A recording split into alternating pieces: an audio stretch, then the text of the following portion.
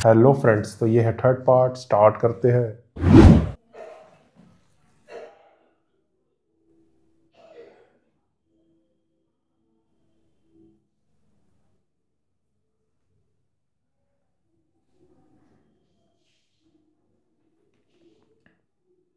अपने आप को और अस्मारा, वो तो लोगों को ऐसे पकड़ पकड़ के अपनी अंगूठी दिखा रही थी जैसे क्वीन एलिजाबेथ ने खुद बनाई हो।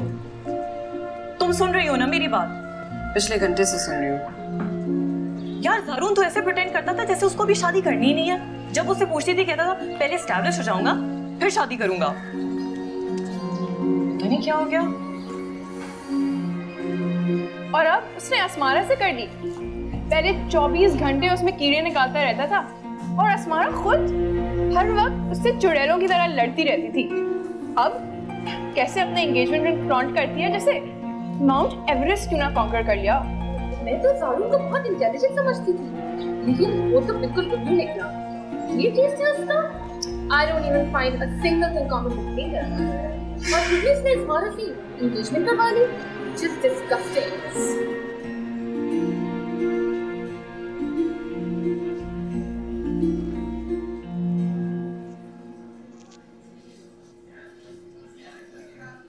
अभी 2-3 हफ्ते पहले तक तो मंगनी का कोई नाम निशान भी नहीं था।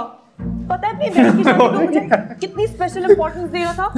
जब उसको दुल्हन बना के लेकर आ रहे थे ना, तो उसके दुपट्टे का एक कोना मैंने भी पकड़ा था। तो दुपट्टे की और भी कोने बाकी लड़कियों ने पकड़े होंगे, उसमें से एक अस्मारा होगी। हाँ ये बात तो है, but that's besides the point. उसने मुझे धोखा दिया है और अब मुझे एहसास होता है कि तुम उसके बारे में जो भी कहती थी वो ठीक कहती थी। वैसे तुम्हें कुछ नहीं कहना। किस चीज के बारे में? ज़ारून के बारे में। ज़ारून के बारे में क्या? कुछ भी। उसके पास बहुत तुम भी तो हर्ट हुई होगी ना। पंगे पहले ही। प्लीज तुम मुझे वो नौरीन नगमा लोगों की लिस्ट में डाल रही हो। मुझे तुमसे ये उम्मीद बिल्कुल नहीं थी मारिया। नहीं आई एम सॉरी कश्यप, मेरा कहने का ये मतलब नहीं था। मैं मर के भी शामिल नहीं होंगी। और वैसे भी ज़ारून से शादी करने से बेहतर तो ये है कि मैं सारी जिंदगी कुंवारी रहूं। तुम्हारा पॉइंट अपनी जगह बिल्कुल ठीक है, but I still think Asmara is a very lucky girl.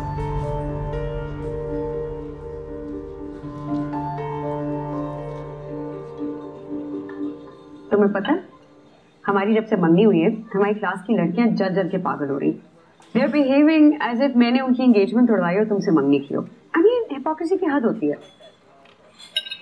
I'm so glad I didn't invite them after this behavior. तुम भी कुछ बोलो ना। नहीं, तुम कहो मैं सुन लूं। वैसे मैं तो कह रही थी कि अच्छा, तो ये डिफरेंस होता है सिंगल होने और एंगेज होने में। हाँ, आफ्टर यू गेट एंगेज तो आपकी ऑफिशियल रिस्पॉन्सिबिलिटी बन जाती है अगले की बात सुनना। जैसे काम की बात बताऊं, खूबसूरत लड़कियां खामोशी अच्छी लगती हैं। Very funny, darling. Can I pass you something? Thank you. You have yogurt. It's very nice. तो उसकी एंगेजमेंट हो ही गई, खास कम जहां पाक। खैर अब ऐसी भी कोई बात नहीं है, तुम्ही ने तो मुझे बताया था लड़कियां कैसी पागल हो गई उसकी मंगनी की बात सुनकर। पता नहीं लड़कियों को क्या हो गया है। मंगनी हो गई, अब जान छोड़ो दोनों की। लेकिन नहीं, नया टॉपिक मिल गया ना। पता नहीं कितने अरसे तक बेहाल रहेंगे इस सदमे से। सदमे की तो बात है ना, क्लास का सबसे एलिजिबल बैचलर था वो।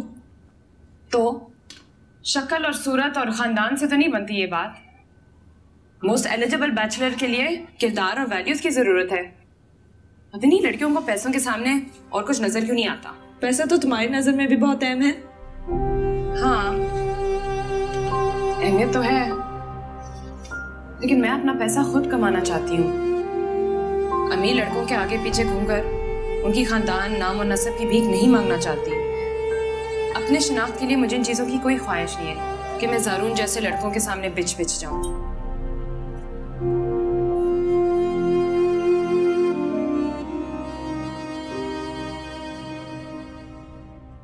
मुझे समझ नहीं आ रही कि वो छोटी छोटी बातों पे अब इशू क्यों बना रहा है। He wasn't like this before marriage, अब उसे कुछ हो गया। तुमने बहुत अच्छा किया जो उसको शट अप कॉल दी थी। अभी से उसके आगे तक होगी सारी उम्र वो तुम्हें दबाता रहेगा। माँ। क्या माँ? सही कह रही हूँ मैं। How dare he speak to her like that? मैं बुलाऊंगी उसके माँ बाप को वीकेंड पे। पहली बात तो इतना बड़ा इशू नहीं है जितना आप बना रही हैं इस बात को। और दूसरी बात ये है कि हस्बैंड और वाइफ का रिलेशनशिप है, वो आपस में खुद रिजॉल्व कर लेंगे। आई एग्री कि ये मियाँ बीवी का इश्यू रिजॉल्व होना चाहिए, लेकिन अगर उन्हें रिजॉल्व करना होता तो अब तक कर चुके होते। मैं उसकी माँ हूँ, मेरी बेटी तकलीफ में, मैं लातालु होकर नहीं बैठ सकती। Too bad if I'm interfering. I am. आप इस तरह करके सिर्फ सिचुएशन को एग्रीवेट करेंगे और कुछ नहीं। क्या एग्रीवेट कर रही है? He's been humiliating me, insulting me, और तुम कह रहे हो मैं अभी तक पेशेंस दिखाऊं? सर पहली बात तो ये है कि मैंने तुम्हें हमेशा ये कहा है कि जिस तरह की तुम लड़की हो ना, उस तरह तुम इस मियाँ बीवी के रिलेशनशिप पे कभी सर्वाइव नहीं कर सकती। तुम कभी एडजस्ट नहीं कर पाओगी अगर तुम्हारी हरकत इस तरह की रही।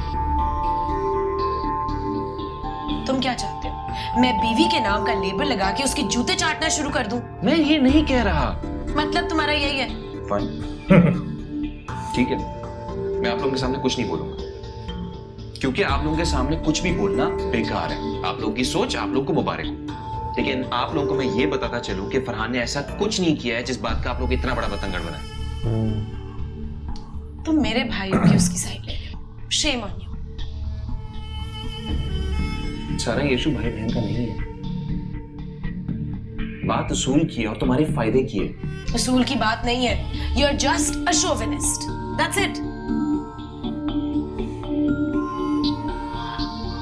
Whatever I said, I believe it.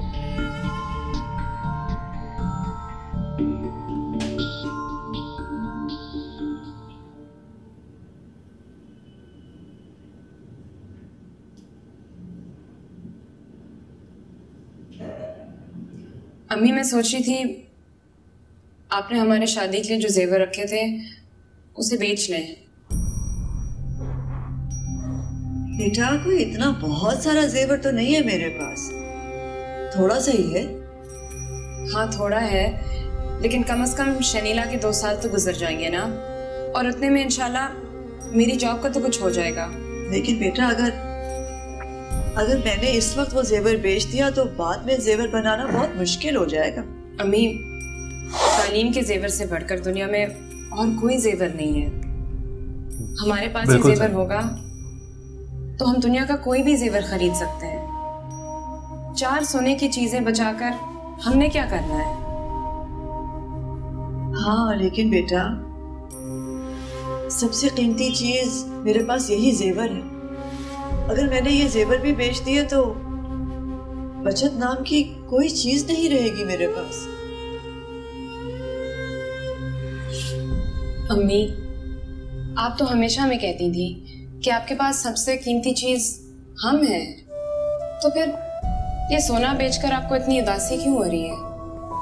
जरा सोचें, शनीला का करियर बनेगा, प्रोफेशनल डिग्री आएगी, बिल्कुल करना चाहिए।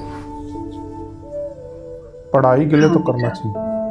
कह तो तुम बिल्कुल ठीक है। एक नहीं 2 ऐसे हो जाएंगे इनकी फैमिली में टॉप। अच्छा ठीक है, तुम जो कहोगी मैं करूंगी। मेरी अकलमंद बेटी।